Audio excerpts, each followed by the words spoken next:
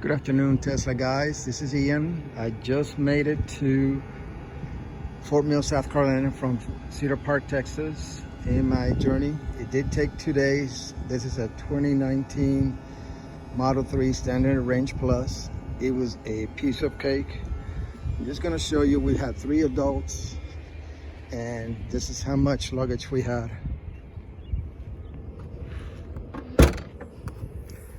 So it was fully packed, and this trip was a breeze. I did have to make, it was a 2-day trip, and I did make 5 stops on each day. Shortest was 7 minutes, longest was 35 minutes. But let me tell you, this car can go anywhere from coast to coast. Most of the stops were just enough to go to the bathroom, get a drink, order some food, get back in the car, and I was ready to go. I don't have a video of everything throughout the trip, but I do want to show my numbers for the trip.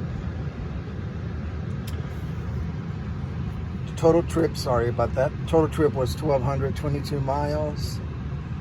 Total kilowatts 323, and the watts per mile was 264, which I find pretty impressive considering I have 3 adults and a full trunk and one side of my back seat that still had quite a bit of stuff.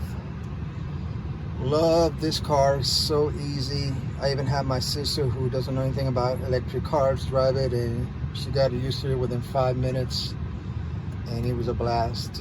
I stayed at a Home 2 Suites by Hilton, which had a Tesla charger destination. Perfect, no issues.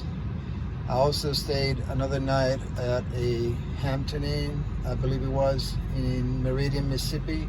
They also had Tesla superchargers, destination chargers, which was great. Free of charge at both locations, so was able to charge the car full, and the next morning hit the road, no worries.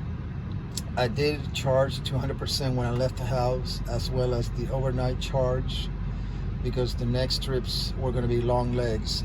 Had a really good time. Definitely enjoy this car. Definitely go out there. Don't worry that it's a Standard Range Plus about taking too long to charge, because it really wasn't. One key that YouTuber EV Dave gave me was to, when I start my runs, just to take it easy, which I did for the first like 10-15 miles. Then I just started going into the energy graph for the trip, and I saw that enough of a buffer, and then you just push the car. That way when we got to the place, we would have anywhere between 10 to 15% still left, and thus when we supercharge, it really charged real quickly, enough for the next stop, and just keep going.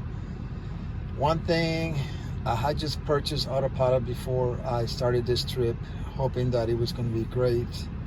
I used it about 70% of the time, but the phantom brake is serious, and it's just kind of a little uncomfortable when it happens all of a sudden without nothing triggering. I did have probably about 4 or 5 incidents.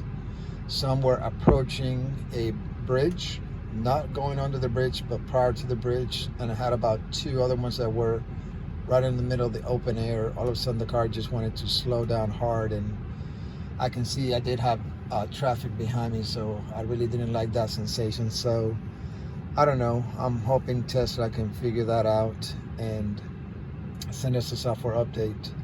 But no remorse on making this trip. I'm here for 3 days and then head back to Cedar Park, Texas on Sunday, and I'll be there on Monday night. So for anyone who has a Tesla Standard Range Plus, just go get out there and drive it.